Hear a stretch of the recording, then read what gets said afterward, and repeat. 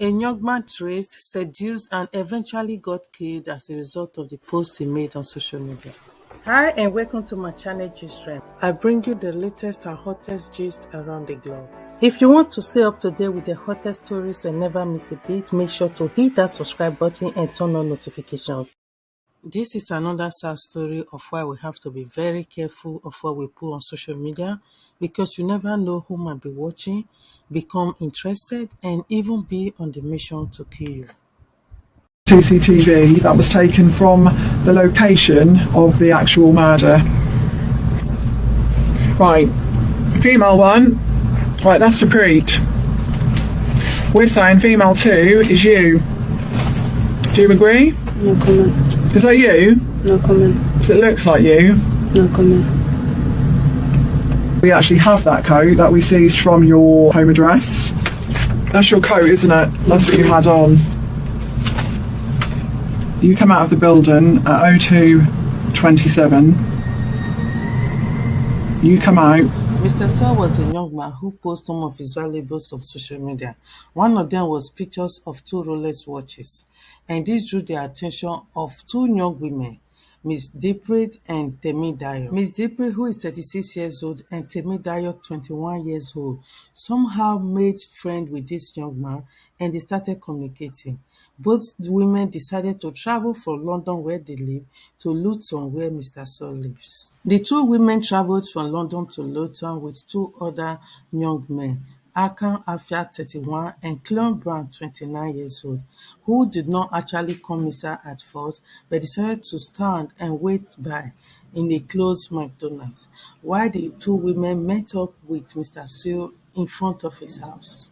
Supreet was said to have seduced and stripped naked Mr. Saw, while Temidayo, on the other hand, sedated him with the date rape drugs. Ms. Supreet confessed to sharing brandy with Mr. Saw and giving him the drug, while swords taken from the scene revealed that the three of them actually engaged in sexual activities to some degree. They revealed that when they could not completely knock him out, they decided to call in the two other men, and one of them, Mr. Afia, finally and completely ended the young man's life, who was already helpless. The women admitted to targeting other men with similar scheme and were seen on CCTV leaving the flat in the early hours of Sunday, followed by Mr. Brown and Afia, who was carrying a large knife in his hand. Dayu, she's not really known to the police. We don't really know too much about her. Do you understand why you've been arrested? I'm trying to make sense of everything. She is a Coventry University student. Awe hasn't got any previous arrests, so she's got no previous convictions. Identifying her is attributed to that phone that Dylan's been in contact with, and getting her picture, we can now see that she's quite clearly the second female that enters Saul Murray's address with Dylan. Yeah. So we believe this is her on the CCTV.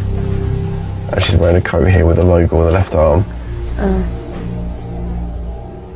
What is this lady's involvement? She looks like she's got a future planned out. She's going to university. She's in her third year as well, so she's not, just dropped out. She's clearly committed. Can I just say something? Yes. That I am traumatized that I'm here. That I'm linked to any type of murder. Yeah. I don't know the poor soul, and I'm very gutted that he did. I didn't murder him. I didn't harm him in any type of way. I'm honestly just an undergraduate student. I just wanted to get my degree. Okay. I just wanted to say that now. Okay. So that's all I want to say. Okay. There's potential that she's vulnerable herself, and that interview is an opportunity for her to show that. But I'm not convinced it's well within her interests to lie. The stakes are high for her, aren't they? They're massive. If she's convicted of murder, she goes to prison for a large chunk of her life.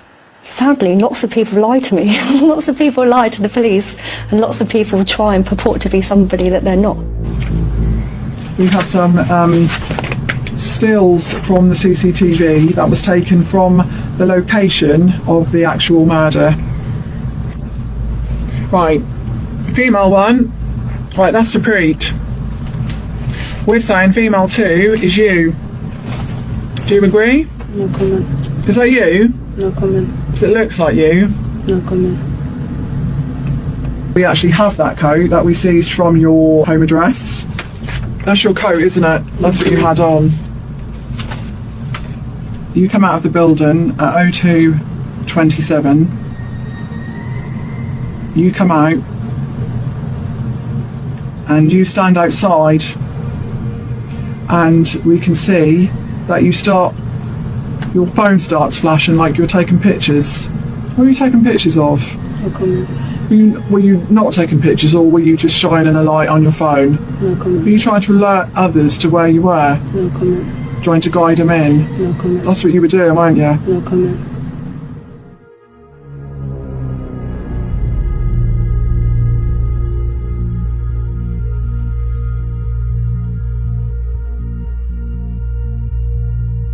You re-enter on your own, and then the males follow you. So basically, you're showing them where to come.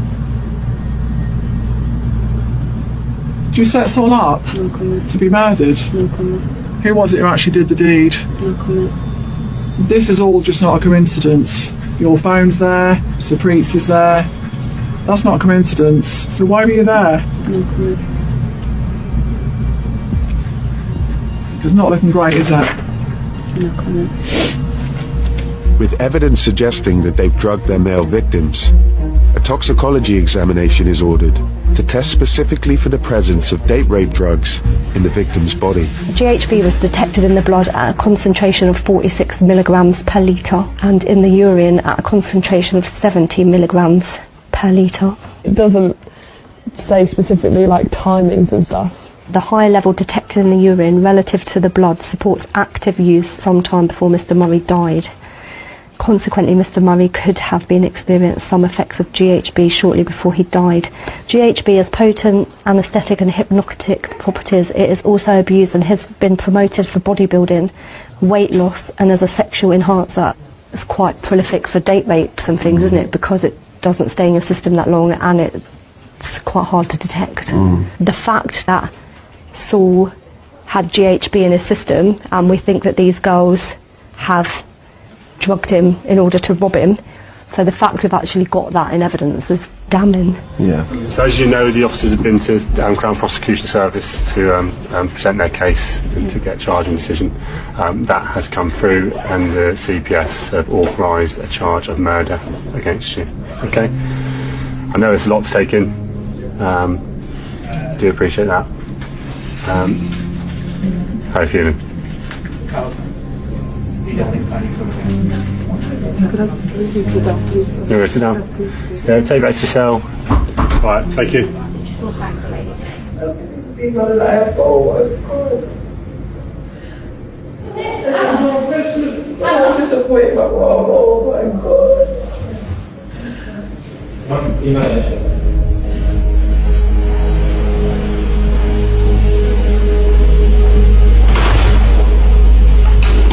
Temidayo, who was a Nigerian student sent to study abroad just like every other parent do, constantly maintained her innocence, but that was not enough to exonerate her, as every evidence indicated that she was one of the suspects.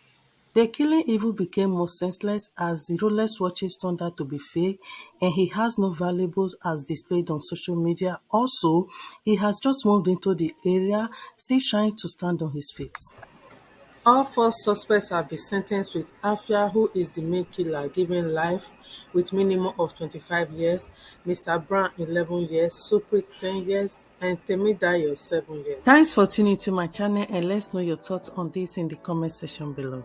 Please do not forget to subscribe, hit the like and notification button for more exclusive updates. Till I come your way next time, bye bye.